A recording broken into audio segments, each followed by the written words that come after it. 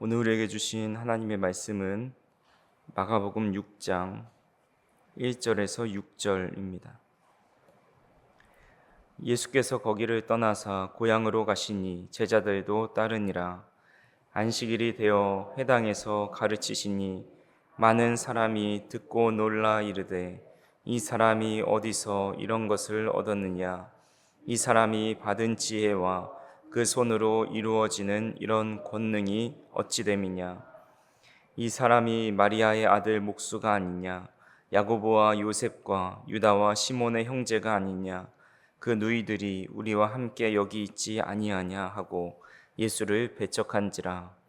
예수께서 그들에게 이르시되 선지자가 자기 고향과 자기 친척과 자기 집 외에서는 존경을 받지 못함이 없느니라 하시며, 거기서는 아무 권능도 행하실 수 없어 다만 소수의 병자에게 안수하여 고치실 뿐이었고 그들이 믿지 않음을 이상히 여기셨더라. 이에 모든 촌에 두루 다니시며 가르치시더라. 아멘. 9월의 첫날을 예배로 시작하시는, 또 기도로 시작하시는 우리 성도님들에게 하나님께서 동행하시고 또 더욱 믿음으로 나아가는 복된 9월이 되시기를 주님의 이름으로 축원합니다. 오늘 우리가 읽은 말씀은 예수님께서 고향에 방문하셨을 때 겪은 일입니다. 예수님의 출생지는 베들레헴이지만 자라신 곳은 나사렛입니다. 예수님께서 고향에 방문하셔서 안식일이 되어 회당에서 사람들을 가르치십니다. 그런데 그 가르침을 들은 사람들이 예수님이 어디서 이런 것을 얻었는지 놀라워했습니다. 사람들은 대개 선생으로부터 지식을 배웁니다. 그런데 예수님은 선생이 없으시죠. 예수님은 어려서 혹 랍비에게 글자를 비롯해서 무엇인가를 배우셨을지는 모르지만 예수님의 가르침은 그런 배움을 통해서 얻어지는 게 아니었습니다. 예수님은 남에게 들은 것을 전달하신 것이 아니라 진리의 근원 그 자체를 전파하셨기 때문입니다.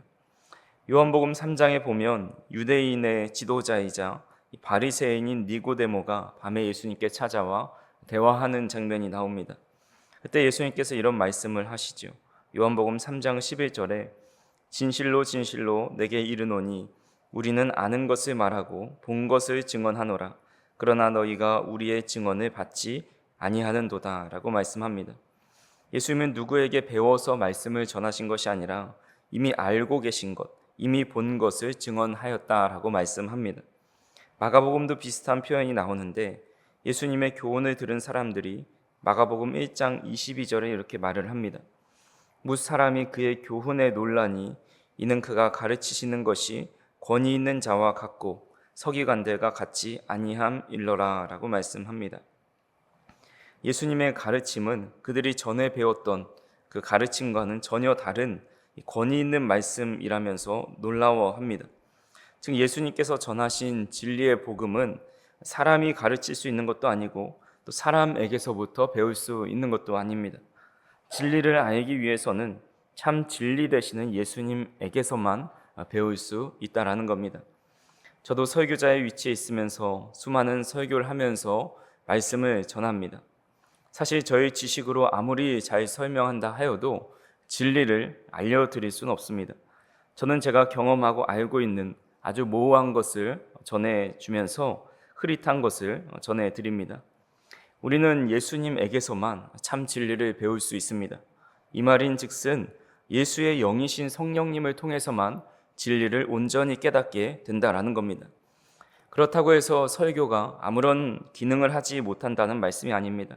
제가 성령의 지도를 받고 배움을 받고 깨달음을 받아서 그것을 잘 전달하는 것까지가 저의 역할이고, 우리 듣는 사람들, 성도님들의 역할은 그 선포된 말씀을 잘 받아들이는 것이 성도님들의 역할입니다.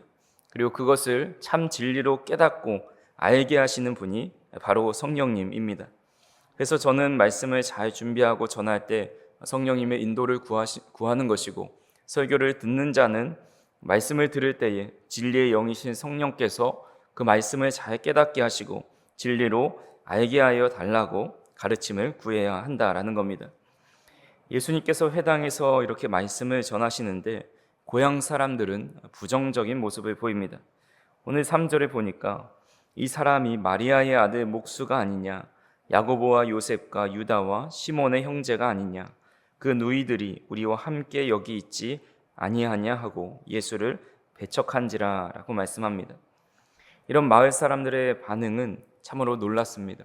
어떻게 예수님께서 말씀을 전하시는데 그를 배척할까라는 생각이 들죠. 선지자가 자기 고향과 자기 친척과 자기 집 외에는 존경을 받지 못함이 없다라는 말씀을 하시는데 이 말 안에는 그런 뉘앙스가 있습니다. 어렸을 때 사고를 많이 쳤던 장난꾸러기가 또 부모의 속을 뒤집어 놓고 마을의 골칫거리로 여겼던 한 아이가 자라서 이제 존경받고 성공한 사람이 되어서 고향에 돌아옵니다. 이 마을 사람들 외에 이 사람의 어린 시절을 모르는 사람은 그 사람을 우러러보고 존경하지만 그가 마을을 찾아갔을 때는 야, 쟤 코 흘리게 때 그렇게 장난꾸러기였는데 그렇게 말썽 부리던 애가 다행히 잘 자라서 저렇게 성공했네 하면서 편하게 대하고 스스럼 없이 대하는 모습이 이 속담 안에 담겨 있는 겁니다. 그렇다면 예수님의 어린 시절은 어떠했을까요? 예수님께서 마을을 소란스럽게 하시고 육신의 어머니 마리아의 속을 썩이고 마을의 골칫거리가 되었을까요? 누가복음에 보면 예수님의 12살 때의 모습이 나옵니다. 유월절 절기를 지키려고 예루살렘에 예수님과 가족들이 올라가셨다가 예수님은 선생님들 가운데 함께 앉아서 말씀을 듣고 질문하고 토론합니다. 그때 듣는 자가 함께 있었던 선생들이 그 지혜와 대답을 놀랍게 여겼다라고 말씀은 기록하고 있습니다. 그러니까 예수님은 12살 때도 당시 랍비들 사이에서 뛰어난 지식과 지혜를 가지고 계셨으니 아마 마을에서 이미 신동으로 또는 특출난 인물로 여겨졌을 것입니다. 그럼에도 마을 사람들은 그가 목수의 아들이 아니냐라면서 조롱하고 배척합니다. 이후에 예수님의 모습에 우리는 또 한 번 놀라게 됩니다. 5절과 6절에 거기서는 아무 권능도 행하실 수 없어 다만 소수의 병자에게 안수하여 고치실 뿐이었고 그들이 믿지 않음을 이상히 여기셨더라. 이에 모든 촌에 두루 다니시며 가르치시더라 라고 말씀합니다.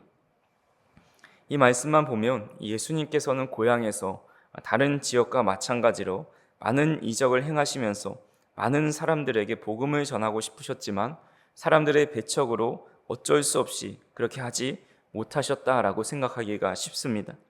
성도님들은 어떻게 생각하십니까? 예수님께서 제한된 능력으로 나사렛에서 능력을 행하지 못하고 셨다고 생각하십니까? 예수님도 어쩔 수 없는 것이 있다라고 생각을 하십니까? 그래서 흔히 이 말씀을 인용하면서 예수님도 고향에서 아무것도 못하셨는데 나라고 고향에서 집안에서 무엇을 할 수 있을까라는 말을 하고 있지는 않습니까? 겸손한 말 같지만 사실 예수님을 바로 이해한 말은 아니라고 할 수가 있습니다. 예수님은 나사렛에서 권능을 행하실 수 없으셨던 게 아니지요. 사람들이 목수의 아들이라고 조롱해도 예수님의 권능은 조금도 훼손되지 않았습니다. 이는 예수님께서 기계적으로 사역하지 않았다라는 것을 알려주는 말씀입니다. 예수님은 자신을 조롱하는 사람들에게 그런 마을 사람들도 다른 마을 사람들도 믿었으니 너희도 믿어야 된다고 강제로 믿게 만들고 억지로 그런 방향으로 이끌지 않았다라는 겁니다. 예수님을 잘 받아들이는 마을, 우리 마을에 조금만 더 유하여 달라는 마을에는 더 많이 유하셨고 배척하시는 곳에 가셔서는 바로 떠나셨습니다. 어떻게 보면 예수님은 배척하는 사람들조차 존중하셨고 배려하셨고 그들이 변화되기를 기다리셨다라고 볼 수가 있습니다. 예수님께서 우리 인간을 이렇게 대하시는 것은 하나님의 창조 때부터 그랬습니다. 하나님은 인간을 하나님의 형상대로 만드셨지만 기계적인 차원으로 만들진 않으셨습니다. 모두가 하나님을 찬양하고 순종하고 따르는 기계로 만드신 것이 아니라 자유의지를 주셨습니다. 역동적으로 또 자기 주도적으로 살아가고 생각하고 결정하게 만드셨습니다. 이것이 하나님이 인간을 얼마나 사랑하시는지에 대한 말씀입니다. 우리가 자녀를 대할 때 자녀가 말을 잘 들으면 너무 좋겠죠. 순종하면 너무 좋습니다. 근데 100% 하라는 대로 하고 말할 때마다 토시 하나 안 달고 그대로 순종한다고 생각했을 때 어떤 생각이 드실 것 같습니까? 아마 저는 무서울 것 같습니다. 이질감을 느끼게 될 것 같습니다. 정말 저 아이가 자아가 있는 아이일까 의심하게 될 것입니다. 하지만 때론 불순종하고 토를 달고 반항하기 때문에 더 관심이 가고 더 사랑해 주게 됩니다. 자발적으로 부모를 공경하고 순종하는 모습에 더 큰 기쁨을 느낍니다. 하나님도 우리 인간을 100% 순종하고 따르게 만드실 수 있으셨지만 다른 피조물과 그렇게 만드셨다면 다른 피조물과 다를 바가 없는 겁니다. 하나님은 우리를 특별히 사랑하셔서 자유의지를 주셨고 그 의지를 가지고 하나님을 경배하고 높이고 찬양하기를 원하셨습니다. 자신과 동등한 모습으로 하나님을 하나님으로 인정하기를 원하셨다라는 겁니다. 그렇게 마을 사람들이 배척한다고 해서 그들에게 불을 내리고 순종하지 못하는 것을 이해하지 못하지 않으셨습니다. 다만 예수님은 그렇게 배척하는 사람들에게 억지로 기적을 행하지 않으시고 그저 다른 마을로 가셔서 가르치십니다. 오늘 말씀을 통해 우리가 어떻게 하나님의 은혜를 받고 또 하나님의 기적을 체험하는지 알려줍니다. 그것은 우리의 믿음대로 주님은 역사하신다라는 겁니다. 주님을 받아들이는 만큼 들어오신다라는 겁니다. 나사렛 고향 사람들처럼 예수님을 배척하면 주님의 은혜를 누릴 수 없습니다. 선입견에 사로잡혀서 예수는 이런 존재야, 이미 돌아가신 분이 어떤 능력이 있겠어, 내 삶에 실질적인 도움을 줄 수 없는 분이야, 예수님의 기적은 성경에서만 나오고 그저 예수님의 교훈만 받아들이면 된다고 생각한다면 우리가 믿는 예수님은 그 정도의 예수님이 되는 겁니다. 하지만 예수님은 하나님의 아들이시고 메시아로 여긴다면 예수님의 능력을 체험할 수 있게 됩니다. 예수님께 찾아온 사람들이 다 그랬죠. 예수님을 믿지 않고 그저 그런 사람으로 여기며 찾아온 사람들은 성경에 기록되지 않았습니다. 다윗의 자손 예수로 믿은 사람들, 예수님께 찾아가면 내 병이 나을 거라 믿었던 사람들, 내 자녀를 주님만이 살리실 수 있다고 믿었던 사람들이 주님을 찾아왔고 그 믿음대로 주님의 능력을 경험할 수 있게 되었습니다. 그래서 오늘 말씀을 통해 우리는 예수님을 어떻게 믿고 받아들이는지에 따라서 우리의 믿음 생활을 결정한다라는 사실을 볼 수 있게 됩니다. 나사렛 사람들처럼 선입견과 불신으로 주님을 배척하면 은혜와 기적을 누릴 수 없지만 예수님을 하나님의 아들이요 메시아로 믿고 영접하면 그 믿는 대로 역사하시는 주님을 날마다 경험할 수 있게 된다라는 겁니다. 9월의 첫날 우리가 예수님을 진리로 또 생명으로 능력으로 믿으며 나아갈 때에 하나님께서 우리의 삶 가운데 그런 은혜와 기적을 베풀어 주십니다. 이 한 달 동안 주님과 동행하면서 주님을 믿는 그 마음을 굳게 하시고 또 참 능력이 하나님으로 믿으셔서 그 능력대로 우리의 삶에 역사하시고 믿음의 많은 결실들을 풍성히 누리며 살아가는 복된 9월이 되시기를 주님의 이름으로 축원합니다. 기도하시겠습니다. 사랑과 은혜가 풍성하신 하나님, 9월의 첫날을 예배로 또 기도로 시작하게 하시니 감사합니다. 우리의 삶을 인도하시는 주님 앞에 나아갑니다. 나사렛에서 배척당하셨으나 끝까지 인내하시며 진리를 전하신 예수님을 보면서 우리가 주님을 단순한 한 사람으로 여기지 않고 과거의 예수님으로 여기지 않고 또한 교훈만 받아들이는 것이 아니라 하나님의 아들로 또 구원자와 진리를 전파하시는 참 진리 되시는 주님으로 믿게 하여 주시옵소서. 우리의 믿음대로 또 우리가 주님을 받아들이는 대로 역사하시는 그 주님을 경험하게 하여 주시옵소서. 이 시간 9월 한 달을 주님께 의탁합니다.